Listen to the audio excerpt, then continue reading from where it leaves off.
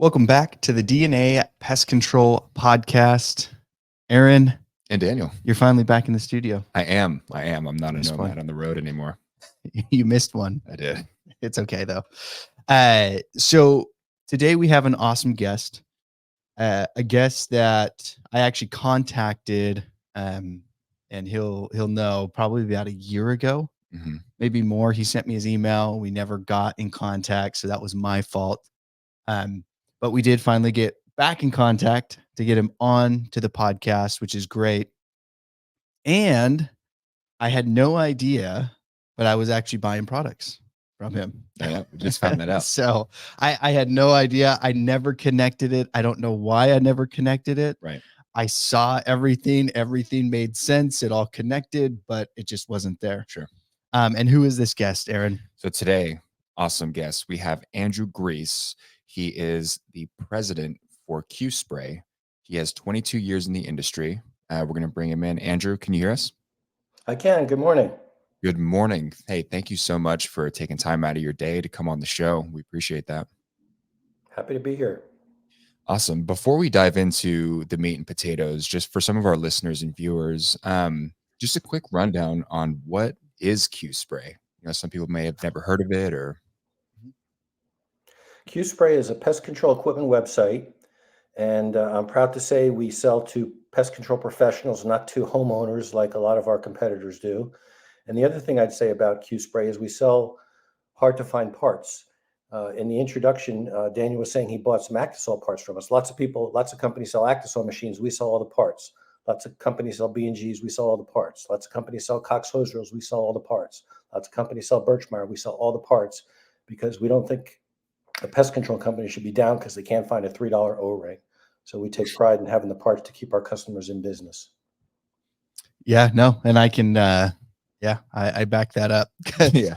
We do find it actually, and I've found it very difficult to find certain parts and everything like that. So it's refreshing when I've actually gone on there and I've purchased multiple times for certain parts, whether Sure. it is B&G, and you just get random stuff. I mean, guys out in the field, I mean, they know it. I mean, we have all of our listeners or technicians, owners, operators, and some weird stuff breaks. I mean, it's it's just like, where are you going to find that random piece of a handle of the B&G with the plunger, and the guy broke the handle off, and you can't, you have to buy a whole new section, a handle or the plunger itself. It's just difficult to find. So Sure. It is awesome.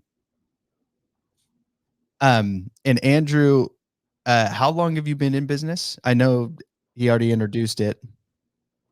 I've owned Q Spray for 22 years, but I've been in business a lot longer than that. Okay. What made you get into selling, pest control parts?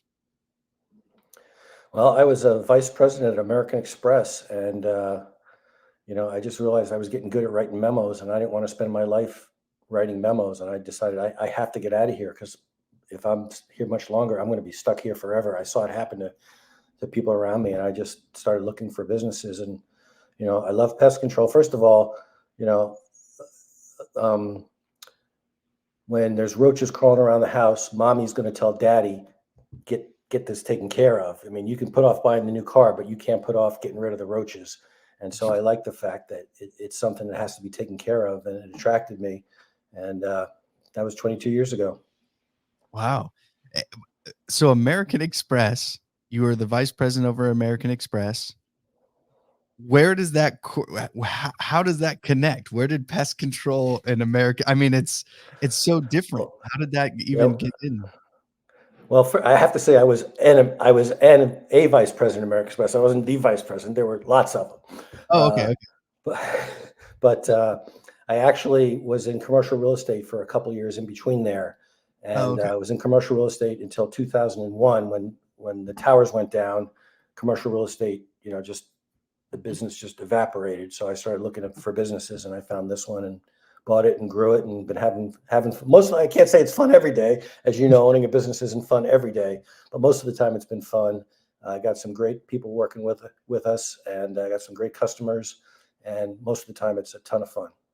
Oh no, that's awesome. I love that. Yeah. Okay. That kind of clears it up a little bit better. I was gonna say vice president jump into pest control parts. Um, but that makes a lot of sense. And from the 22 years, kind of being in the industry and kind of seeing those changes, what has been something that you've seen that has been a huge change in the industry for you? Well, the main thing I see is it's just so hard to find people now. Mhm. And it used to be you put an ad in the paper, you put an ad on Craigslist or something, you find someone, and it's just getting so hard to find people that you got to take care of your people. You got to give them the right equipment to do their jobs. You got to get rid of as many frustrating ish parts of the job as possible because it's just that's what I hear all my customers and friends talking about is I can't find people. Mhm. And our role in that is making sure that the techs have the right equipment and they're not down waiting for, like we said, a $3 O-ring because that's frustrating for them as well. Um, that's the biggest thing I see. Yeah, I can agree with that because we've had a ton of guests on. And one of the biggest complaints is the amount of equipment that they can have or the access to equipment, Right. and it is a big frustrating, part of the job for the tech is my company doesn't have this or they didn't fix that, so I can see that. I can actually see that a lot going back. Um, Jumping into kind of what we wanted to talk about today, because you are the expert in the parts section. Um, and something that you brought up is, quality equipment compared to the cheaper equipment. Um, and I know what do you wanted to say about that? What was the main thing that you wanted to focus with the cheaper equipment compared to the better equipment? Well, in my, I think that productivity is the key. I mean, the biggest expense for almost every size pest control company is labor, is people. And so productivity, making sure the technicians are out there spending their time helping customers, of course, but generating revenue is absolutely the most critical thing, most critical job for company owners. Make sure your people are productive, helping customers, making money. And buying cheap equipment doesn't do that. And you have to buy a piece of equipment once, but you have to pay that productivity price that your techs using that equipment every day. And so, we think that starting with top quality equipment is absolutely critical because it's going to keep working a lot longer and have fewer problems than that cheap piece of junk you bought at Home Depot. And productivity is the name of the game. And we think that's absolutely critical. The NPMA does this operating ratio study every 10 years or so, and every year it comes out that personnel labor is the biggest expense, and you got to keep your people working and keep them making you money. Yeah, Mhm. and I don't know how comfortable you are talking about certain products or I guess brands. Do you want to get into that specifically or I would prefer not to because some people are going to agree with me and some people are not going to agree with me, and we're not going to change anyone's mind. I'll give you an example. Birchmeyer backpacks, I think, are the best backpacks out there in Yeah. manual backpacks, Uh-huh. and they're expensive, and some people don't want to buy them. But if you take, it's like a B&G. If you take care of it, the thing will last, years and years and years. But not Yeah. everyone agrees with that, and I don't think I'm going to convince anyone. Yeah, good point. Everybody does have their own opinion on equipment and what they want to get and what they don't want to get. And unless you've tested it out and actually seen for yourself, you're not going to know. And you're right. You're not going to convince someone because they don't want to know. I can attest to that. Right. I do have a Birchmeyer backpack sprayer. I do have a B&G backpack sprayer, both automatics, and those two backpack sprayers were expensive and they've lasted longer than the other cheap ones that we purchased. So I can agree with that on the more expensive products, equipment you are buying, the longer they are going to last. And even in my opinion, the less I've actually had to worry about them and fix them. Uh, I guess the biggest thing is just like the straps, Yeah, not the honestly. equipment itself. It's actually just the straps wear out. And I've had to replace those more often than anything else on those backpacks. Wow. Another key point you're talking about purchasing quality equipment is when you make your purchase, it's absolutely critical that you think about maintenance when you buy it. Don't A lot of companies or a lot of people don't worry about maintenance till it needs maintenance, and then it's too late. So when you're buying a piece of equipment, make sure you understand. Talk to the person selling it to you. What are the parts that are likely to fail or wear out, and where do I get them, and how much do they cost, and who's going to put them in? Can we put them in ourselves? Can my tech put them in? Do I need a mechanic? Do I need a pest control equipment repair shop like qspray.com? What can I expect to fail or wear out, and make sure you know that before you make the purchase. And a great example of that is we sell tons of power spray rigs, and with moving parts and higher pressure, stuff is going to fail, and you need to make sure you can get to the parts that are going to fail. And we see lots of power spray rigs come in our repair shop with issues like, for me to get to that part to fix it, I got to take that entire rig out of the truck, which just added a couple hours to this job, which means it's a couple more hours that tech is going to be unproductive. So think about maintenance before you buy, and make sure you're asking those questions. Yeah, and so they can ask you those questions prior to purchase? Absolutely. I wish they would, because if they're buying from me, they can talk to me or one of my guys, and we're going to answer them. If they buy from, let's do our own pest control, to put the pest control guys out of business.com, they're not going to be talking to a guy with experience like me or some of my folks. Yeah, no, and you know what? There is so many. I have a quick kind of funny story. Is I had a guy who had a quick disconnect for a gun, so you can just pop it off, pop it on, right? And it was leaking, and he's like, "Hey, it's leaking. I need to, what do I do?" And I'm like, "Well, you need to get, plumber's tape. You need to put it around. You got to tighten it up. It's not on the disconnect, right? The disconnect wasn't the issue. It was actually just wasn't screwed on all the way. It wasn't tight enough." And so I explained it to him. I wasn't there to show him. He came to the office. He put on Teflon tape, or the plumber's tape, and took off.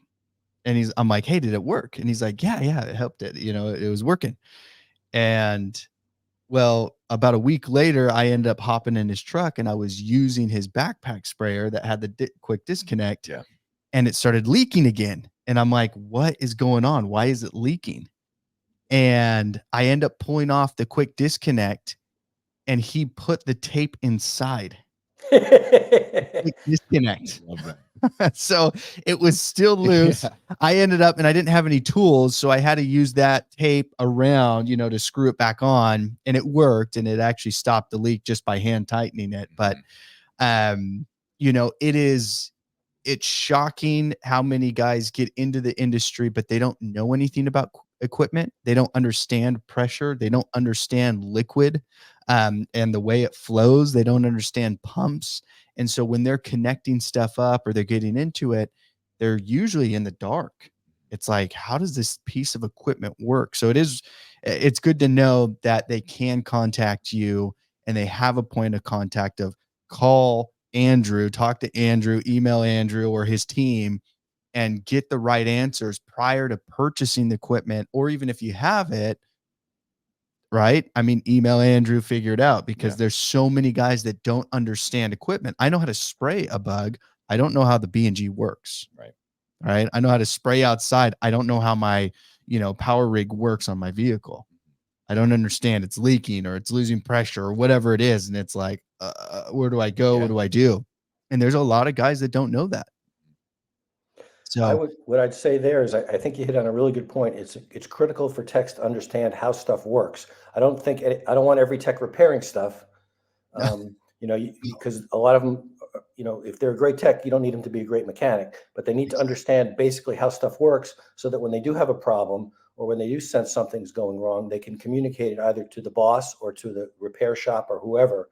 We have guys come in and point to their engine and say, "My pump doesn't work." I mean, you really want to know basically how a B&G works, so that you can, when you bring it to a repair shop, you can explain what the issue is and save a ton of time in the repair and save you money and get this tick back out on the road. And another great example of not asking questions up front. This was a couple of years ago, and a tech came into the shop. It was a problem with his pump. So I walk out to his truck to start looking at the equipment, and the hose reel is right over the engine. And so I said, how do you, the hose is right over the gas tank on this Honda engine. I go, how do you put gas in this thing? He says, well, I have to unroll the hose so I can put the gas in. No And that's way. the kind of thing, you know, you need to be asking these questions before you buy, because I mean, you got to put gas in it every day. So every day he's unrolling 300 feet of hose, putting the gas in and rolling 300 feet of hose back up. And Yeah. it's just nuts. It doesn't, I don't care how much that spray rig cost. It wasn't worth it. No. And you got to ask these questions and think about these things before you put it in your truck. Yeah, no, and that's something, for the listeners, it is think about that. When you're jumping in and you're choosing your, piece of equipment that you do need, that is great, is plan for the maintenance. What do you need? Do you need rebuild kits? What does that look like? How often should you do that? We had with NPMA talking about that at Pest World one year. They actually went in and explained how important it is just for a B&G tip to get replaced. Because as you're using it every single day, the water, the chemical, it starts to wear out that tip. And as it wears out that tip, you start to use more product than you were meant to use, and you start to see a decrease, essentially in profits, because you're using more product than you should. And so replacing those pieces, which are really cheap, in the long run is actually better. And doing that on a yearly basis is actually better. Um, I don't know if you have anything to say on top of that, Andrew. Yeah, I've seen that study from B&G, and they say the tip wears out 10% a year, and 10% more chemical costs a heck of a lot more than a new B&G tip. Yes, it Yeah, that's does. that's a good way to put it. Yeah. Yeah. So it does. But the next thing is, and you talked about this, and this is something that I think I've messed up on quite a bit in my career here, is if it is critical, back it up. That is one thing that you said. If it's a good piece of equipment you're using on a daily basis and you can have a backup, right? Backpack sprayers go down. What do you do to, sometimes you can't fix them in just 10 minutes, pulling it apart, putting it back together. It takes a couple days, or you have to Sure. buy a whole new one. And what's your opinion on that, Andrew? That's the point, is if it's critical to your business, if it's a piece of equipment that you need to do your job, you need to have a backup, because I mean, anyone who's been in business knows stuff happens.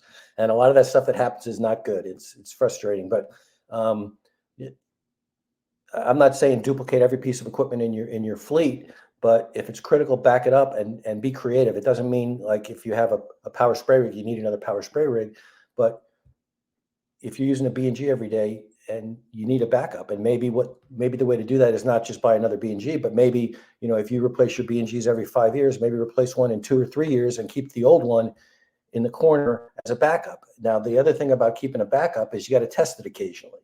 If you put something in the corner for a couple of years and don't use it or don't test it, there's a pretty good chance some of that, there's going to be a problem. The rubber's going to dry out or something. So be creative, look at your equipment, think about what is critical, think about what can I do for a backup, and then keep that backup, but you got to test it periodically to make sure it's going to be there for you when you need it. But absolutely, if you can't do your job without a B&G sprayer, man, you need a backup. Yeah. No. I agree with that 100%. I've been caught with my pants down multiple times, Mhm. and I've had to go buy a B&G very quickly, or a backpack sprayer, and hurry and connect everything up so I'm good for the day until I can get that other one fixed. So having that backup is huge. Now, some of my questions on specific equipment, and I'm going to ask this, and this is for me. So anybody else listening, if you use this equipment, awesome. If not, well, send in the question. We'll send it over to Andrew to answer. All right. But on a B&G, why is it so bad to keep it pressurized all night long? That's a great question. And I'm going to answer that in two parts. One is when anything's under pressure, it's not going to last as long. I mean, just I use the example of myself. I go to the gym a few times a week because I got to release the pressure. Mhm. And if you keep your B&G under pressure, then it's not going to hurt the stainless steel can, but the rubber parts, it's gonna put more stress on those rubber parts, and they're going to fail more quickly. The other thing that's critical is, and I don't even know where are you guys, where's your studio located? Sacramento. Sacramento. So you don't have as many, you probably get an occasional deep freeze, but it's not a regular occurrence. But Yeah. when there's a deep freeze and your equipment's under pressure, you're going to have a problem. It's a guarantee. And I'll Okay. never forget, this was several years ago. We're in Phoenix, Arizona, so we don't get many deep freezes, but there was a deep freeze.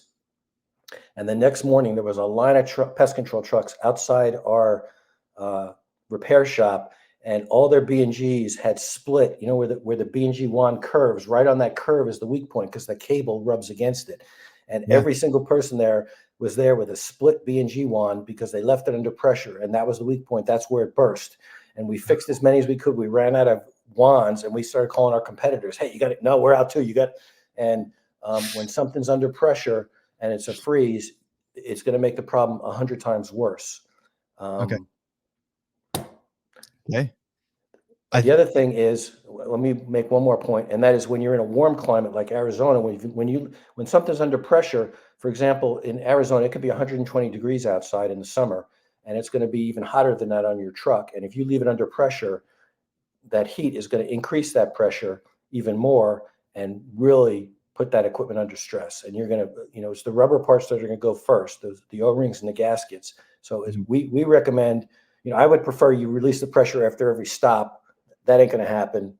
Tech's not going to do that, but at least release the pressure at the end of the day. You'll eliminate a lot of problems. Okay, awesome. Yeah, I always had that question because I've always heard it, but I've never got a really good answer of why. Yeah. So Well, I hope you had a good answer there, and it's not never right now. no, and that's the thing is I've always done it. I've just never had everyone says it, but it's I'm big on why. I'm big on explain it to me. I want to understand. And I'll do it. I mean, I'm not fighting. I just Mhm. want to know. I just want to understand how it works, how it functions. And, it makes a lot of sense with the pressure and all the seals. It makes a lot of sense where it could possibly stretch out some of those parts or those rubber, Yeah. seals where you start to get leaks or you're losing pressure or whatever it may be. So it makes a lot of sense. Um, the next question is, specifically with backpacks and B&Gs, because at least here in California, a lot of the industry is actually moving away from a power rig altogether, and they're focusing more on backpack sprayers. You'll still have a tank with a pump, at least we do, but it's typically just water, so you're just filling up, your B&G or your backpack sprayer. You're not using their hose. But with a backpack sprayer and a B&G, how often should we clean them out and how? Well, this is another one where, in the perfect world, I have an answer for the perfect world, and then now I'm in the real life in pest control industry. You're in Yeah. both. I would love if every tech would clean out their equipment at the end of the week. Oh, okay. Um, that would be great, but it isn't going to happen. I mean, it's not going to happen. So monthly would be wonderful. And you need to clean these pieces of equipment out for a number of reasons. One is, if you don't, there could be debris that's going to clog. In the case of a B&G or a backpack, all you need is one little tiny grain of sand or something in that tip, and you're basically out of business. So Mhm. cleaning it out, running clean water through it, reduces the possibility of that kind of problem. Number two is chemical settles. And if you're not cleaning it out regularly, then that chemical can settle to the bottom of the tank.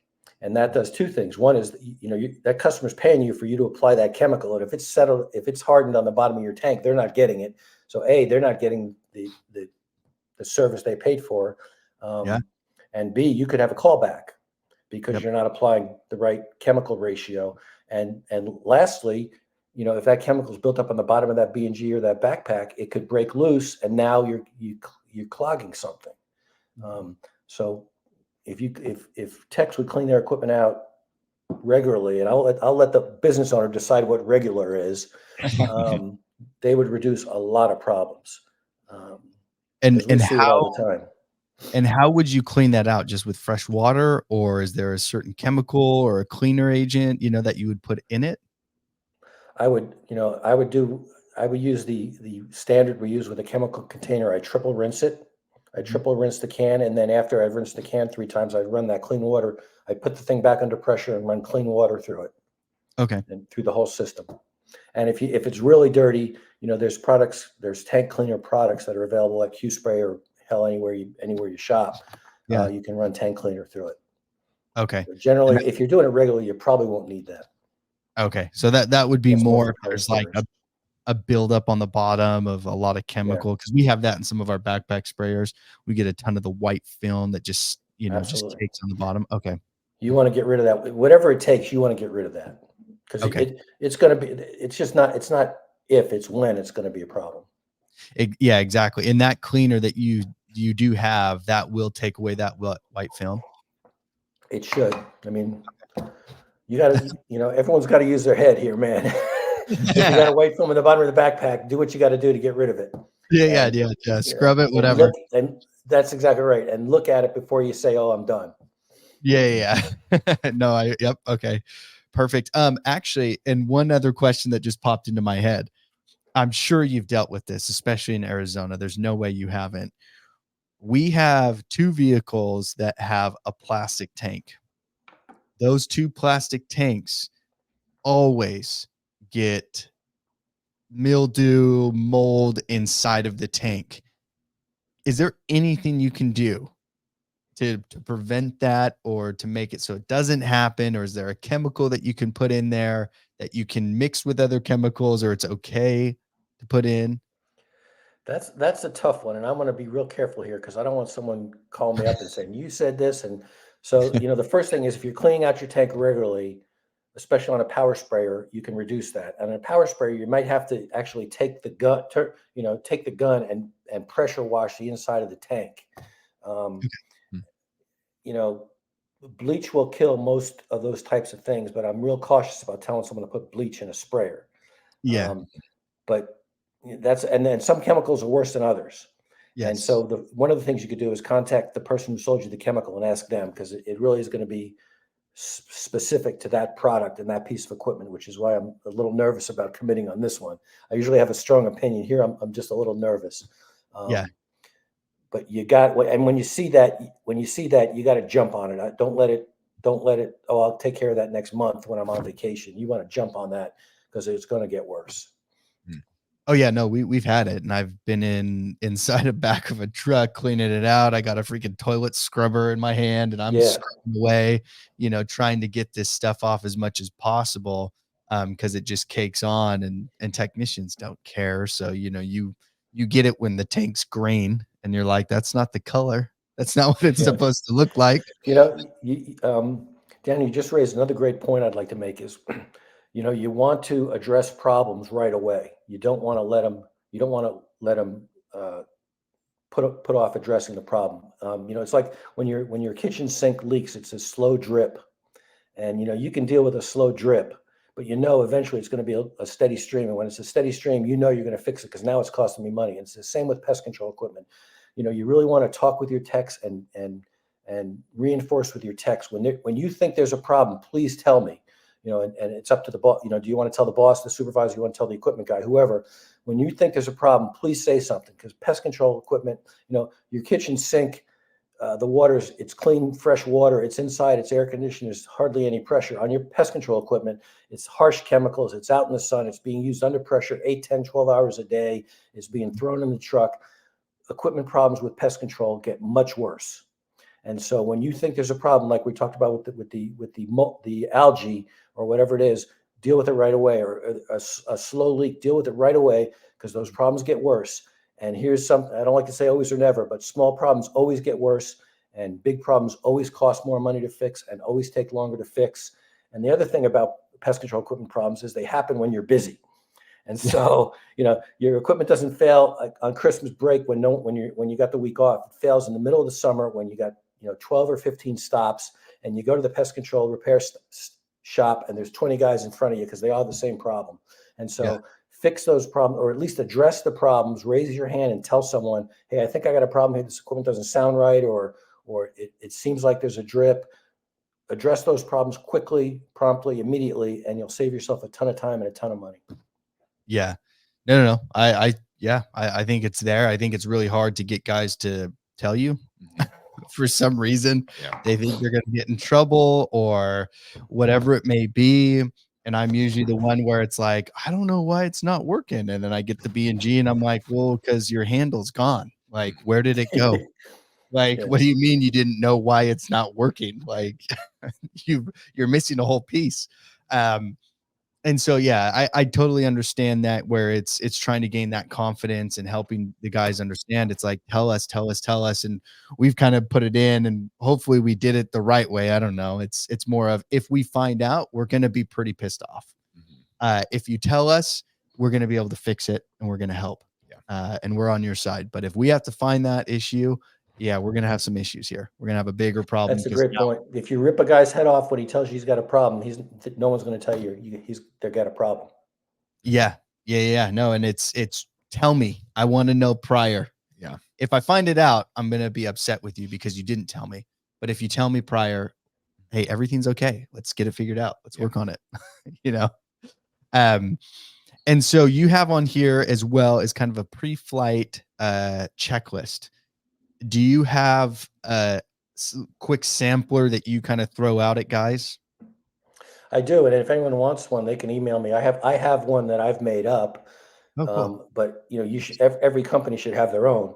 But the analogy is a pilot. Every single pilot in the world, I don't care whether you're flying a Cessna or a 747, every single pilot in the world does a pre-flight check of their equipment before they take off. And I think as pest professionals, we should do the same thing. Do a quick check of your equipment before you drive off. Because if my thought is, if I'm going to have a problem, I want to have it right here. I don't want to have it in front of my customer's house. I don't want to have it Yes. at the corner of Main and Main with everyone looking. I want to have it, I want to have it at my home or the shop, wherever my truck is, where I can fix it and deal with it and not be embarrassed and not have a chemical spill. And so do a quick check of your equipment. The easiest way is, if you use a B&G, pump it up before you go and just make sure it's not going to leak and you got a nice, good stream. If you got a power sprayer, are there any, look in your truck, is everything secure? Here's a really good point. This will save everyone money right here. Before you drive off, make sure your equipment's secure. There you I go. can't tell you how many B&Gs and how many backpacks and how many other pieces of equipment we fixed because it wasn't secure and someone hits the brakes or something rolls and hits and it's got to be repaired. So, Yeah. check your truck, check your equipment. On a power sprayer, are there any leaks? Is there any liquid anywhere it's not supposed to be? Is there a puddle of oil under your Honda engine? Yeah. Okay. And if you start stuff up and put it under pressure before you drive off and do a quick check, you can avoid problems, or you won't avoid problems. You'll have a problem where you can fix it as opposed to having a problem where it's going to be a bigger issue. I mean, you do not want to get to your customer's house and say, Mrs. Jones, I'm sorry, my equipment isn't working. I'll be back in 2 hours. You'd rather call her and say, Mrs. Jones, I'm going to be 15 minutes late, but I will be there. It's a lot Mhm. different. It's a lot different situation, a lot different message to that customer. Because equipment's going to fail. I mean, I don't care how good it is. Equipment's going to eventually fail, but you want to have it fail where you can deal with it. A pilot doesn't want to have a problem in the air. He or she wants to have a problem right here on the ground. And same Yes. with pest control techs. Yeah. And when it comes to training them and to, I guess, to inspect or re-inspect their equipment, do you have any tips and tricks on that as well? It comes down. Everyone's equipment is different. Mhm. So what I'd say is, if you're the boss or the owner or the supervisor, come up with a checklist for your equipment. Is everything in the right place? Do you have here's another one. I can't tell you the number of guys who go to a job site and then get there and realize, oh, I don't have the glue boards, or oh, I don't have this. I mean, that's another thing of the pre-flight checklist is make sure you have the supplies you need. It doesn't have to be equipment. Make sure you have the supplies you need to do your job. And so as the owner of a company, I would come up with a custom list for my techs, my trucks, my service type, and figure out, what are the 10 or 15 things that I want my guys to check real quick. It doesn't have to take more than a minute or two. Just Yeah. do a quick inspection before they drive off. Yeah. I'm not sure. Did that answer your question? I'm not sure. No, yeah, it did. I mean, and that's something I try to pull in my guys every once in a while and kind of show them, hey, this is how the B&G works. This is where the little filter is in the handle, and this is what you need to check. And if something goes on, because a lot of the stuff that I've found is the handle will get unscrewed, and so the actual plunger piece itself that's pumping it up is now getting extended because the handle is slowly getting unscrewed. And so as they pump it, they're actually pushing that plunger at the very bottom, the actually cap that actually holds the pressure out. And then it doesn't hold pressure anymore. And so it's really small fixes I've noticed, or small little things that you're just checking. Is the handle all the way screwed? Is it screwed all the way on? Is the little back piece on the B&G handle, is it screwed all the way in so you can't press the handle down? Because some guys will just try to manhandle that. And it's, hey, there's a little piece back there blocking, those other pieces so they can't fall out. And so you have to understand, is that unscrewed? Is that opened up so you can open that handle up? So I have seen that. And it's just trying to train and retrain and teach these guys, because they see it once and then they don't ever see it again until it happens. And it's usually for each guy, once a year, once every couple of years, some random thing happens. So they never learn. But if you're the owner, operator, manager running it, seeing it every day, well, you get to see it once a week. Sure. Your guys don't get to see it once a week. So it's trying to bring that up and show them. But yeah, you did answer it, is having that list ready for them, showing them that, taking the time to sit them down and train them, and really kind of go through the equipment with them and what they're using, because they do need to understand it. And then they can prevent a lot of issues or even headaches of, my B&G doesn't work. Then they're driving to the office 30, 45 minutes. And then you're like, oh, look, there's a little plunger you got to push in. And then it's like, oh, that was it. And it was like, yep, that was it. A couple of really good points there is, just because you trained a tech on day one doesn't mean he's still doing what you want him to do. Techs look for shortcuts. They see what other people do. So, a lot of my customers have meetings with their techs, and they teach them how to sell a bird job or teach them how to sell a rodent job. Occasionally teach them about the equipment. Just because you train them on day one doesn't mean he's still doing it. Another key point is, it's a tendency as a boss sometimes to, go, oh, shucks, when someone brings you a problem. If you do an inspection and someone has really nice equipment, compliment them in front of everyone else. And I inspected Joe's truck, and his B&G was perfectly clean. If you compliment a guy, he's going to keep doing it. And if you compliment him in front of everyone else, they might start doing it as well. So that's another trick of the trade. No, yeah, no, I do think that is good. And Aaron, I know I've been kind of asking all the questions. Do you have anything over the technicians with the equipment? Do you have any questions you want to ask?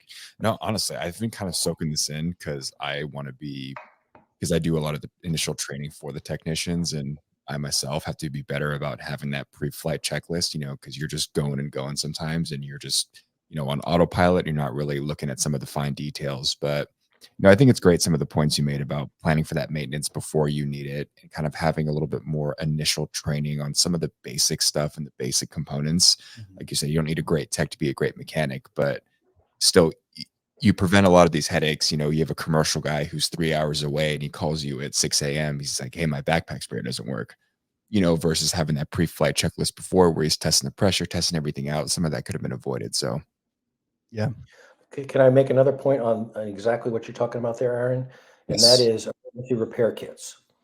I don't want every tech being a mechanic and trying to fix everything, but there's a few things that a tech can carry on his or her vehicle to deal with a problem and not have to drive 45 minutes back to the shop or the repair shop. So, for example, on a B&G, the tip, the P268 gasket at the top of the can, the check valve at the bottom are parts that are going to have a problem, and that I don't even care who you are, any tech can, with 5 minutes of training, can switch those out. On Birchmeier, same thing, the lid gasket. Figure out for your equipment what are the parts that are most likely to fail that can be easily changed in the field. And if you keep an emergency repair kit in the truck, think of how much time that saves you. If you've got to drive across Sacramento 45 minutes each way to get a $3 O-ring, it's not worth it. No. So repair kits can really make sense and really save you some time and some money. Is there a generalized time frame of when you should just rebuild it? Because I know they have rebuild kits, so you can replace all the gaskets, pull the whole handle apart, redo everything. Birchmeier backpacks do, the B&Gs do. Is it every year? Is it every 2 years? Do you have your opinion on that? That's a great question. And what you're talking about is preventative maintenance. And Mhm. just a key point on preventative maintenance is your equipment is going to fail. Okay. Yes. There's no question about it. So with the question is, do you want it to fail when it decides to fail, or do you want to decide, because equipment fails when you're busy. It doesn't fail, as we said, on the Christmas holiday. So doing Yeah. your preventative maintenance will prevent not all, but a lot of these failures. And so Yeah. preventative maintenance depends on the product you're using, on the piece of equipment you're using, on how the tech uses it. But clearly, it's going to vary based on your company and your equipment. So you should have some idea of when that should happen. But certainly once a year, it would make sense to replace the soft parts on a B&G or a Birchmeier. Okay. And slow times are a great time to do that. If you're not doing as many stops December 24th as you are on June 30th. And Mhm. so you might have more time to do those sorts of things and prevent those problems. And it's money in the bank because you're going to have to do it. You're eventually going to have to put those parts in anyway. And the fact that you put them in a month or two sooner doesn't cost you much money. You might as well do it and not have that downtime and not have to call those customers and say, sorry, I can't service you today. A lot of customers, they wait at home for the pest control person. And, it's frustrating when they don't, when they have an appointment scheduled and the person doesn't show up. So do your preventative maintenance and try to eliminate those unexpected downtime issues. Yeah. No. Yeah, yeah, I can see that. And one last question, or I guess it can be a couple. We're going a lot in the direction, like I said, of backpack sprayers, B&Gs, moving away from the power rigs. A lot of the backpack sprayers now are going electric, and you're getting electric pumps and everything like that. So even with the B&G, you have the B&G top that goes right on, press a button, it turns on. The only thing that you can really replace or fix on that is gonna be the handle, right? Is there anything that you can do with the pump itself? I mean, we have Birchmeier electric backpack sprayers. I mean, the only thing I know to replace is the handle. I mean, outside of that, I don't know the maintenance side of what do you do with the electric pump? Is you just go till it's dead? So my answer is it depends on which piece of equipment you have, but certainly some of the things we talked about, if you clean it out regularly, Okay. if you don't put it away under pressure, Mhm. that's half the battle. In Yeah. fact, it's funny in our repair shop, when a tech comes in with a problem, it doesn't matter what they say the problem is, we check their filter. Okay. And on power sprayers, it's over 50% of the problem is the filter. There's a problem with the filter. And Yeah. so the same thing with some of the equipment you're talking about. If you clean it out, run clean water through it, turn it off, release the pressure, don't store it under pressure, clean the filter. And Mhm. that's the only design flaw in a B&G is it's tough you need a couple of wrenches to check the filter. And Yes. I don't want every technician putting wrenches to a B&G. I want a guy who's skilled on that, doing that. Yeah. But checking the filter, those three things will reduce a lot of the problems. And the backup for the B&G, you're talking about the B&G pressurized tank top. Mhm. We talked about keeping a backup. They're not inexpensive. They'll save you a ton of time, so they're worth it. They're not expensive. The backup for the pressurized tank top is the regular manual pump. So make sure when you take when you take the pump out and you put the pressurized tank top on there, make sure you keep the manual pump, because that's your backup. Mm. Yeah, yeah, and the other thing, I guess if anyone does get those, there is one big issue is there's not a way to depressurize those things unless they made them different now. At least the old style ones, you just had to unscrew the top or you had to hold the B&G till you released all the pressure.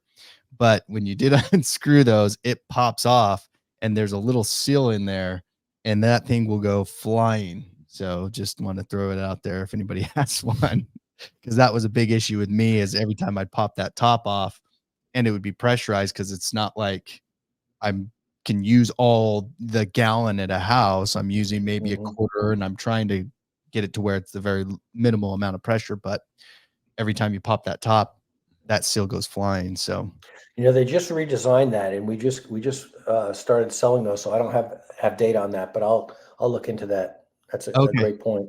Cool. Yeah. Yeah. Let me know. I did talk to one of the B&G reps at Pest World.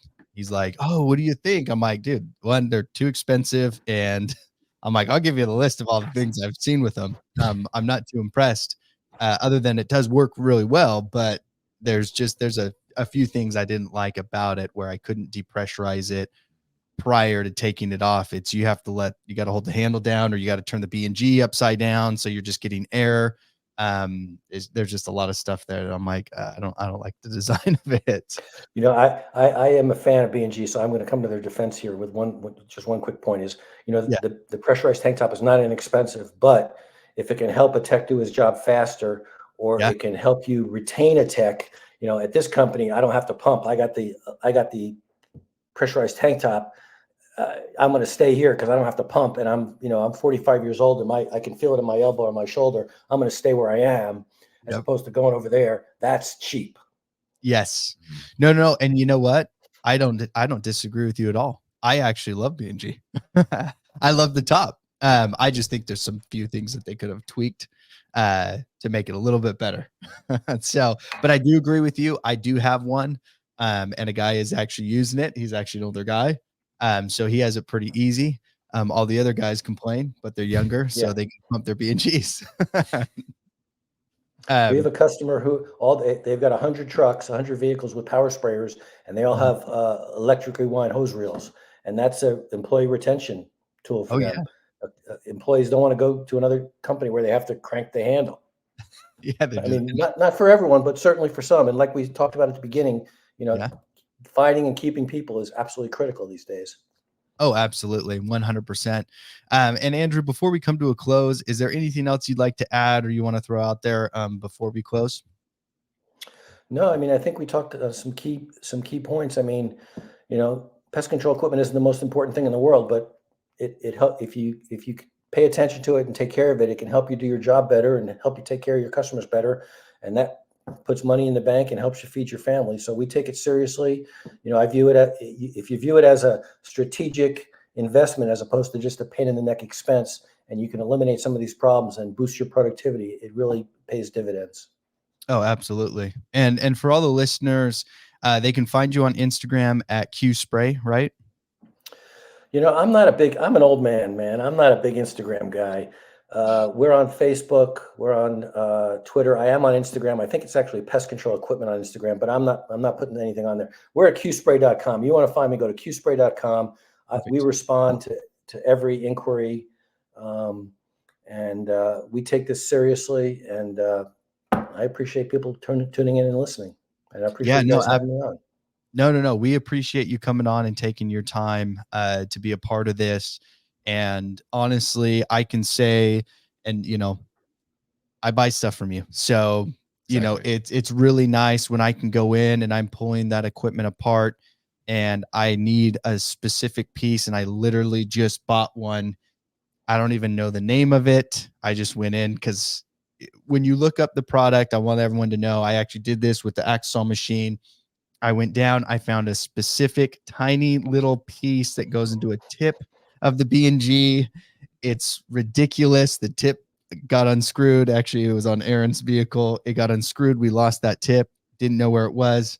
Went on your website, found it, saved the day. Equipment's up and going. Yep. Took 2 seconds, got shipped out right away. I think I got it in like 3 days. Mhm. And that was standard shipping. So I know we're not too far, so it may be a little bit different for somebody else, but it was really quick. Found exactly the piece I needed, and it was very specific. Mhm. And you know what else I did, Andrew? I actually took your advice and I bought an entire handle too. So we're waiting for that to come in, but we're going to have a handle ready to go when that handle does go down, because that is a big piece of equipment that does happen to go down quite often in the handle itself. And so now I know, hey, I'm going to have a whole nother one ready to go. When something happens to this one, we're going to replace it. We have the other one, and then I'll buy the parts I need then Yeah. to get that one all fixed up. So I do appreciate what you're doing out there. I appreciate the enthusiasm in it, really the excitement behind the pest control and the equipment that you do. So thanks for doing that for us.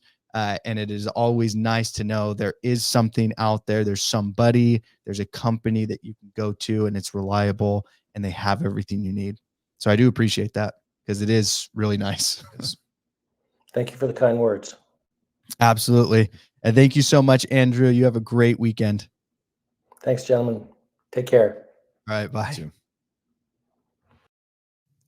All right. There we go. We have Andrew. Andrew Grease. Andrew Grease, thank you for coming on and being a part of the DNA Pest Control podcast. Yeah. It's always enjoyable to talk to these guys.